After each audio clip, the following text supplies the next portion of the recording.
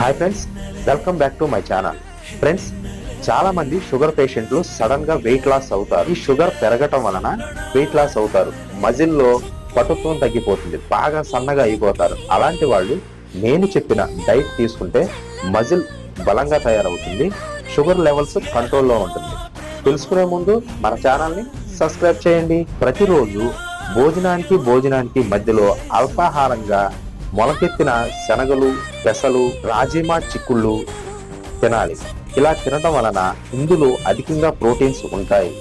ప్రతి వ్యక్తికి కూడా 50 నుండి 60 గ్రాముల ప్రోటీన్స్ అవసరం.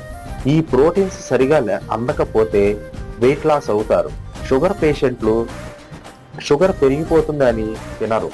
అలా తినకపోవటం వలన మజిల్ స్ట్రెంత్ తగ్గిపోయి బాగా బలహీనంగా తయారవుతారు, సన్నగా అయిపోతారు. ఫ్రెండ్స్, ఈ వీడియో మీకు యూస్ఫుల్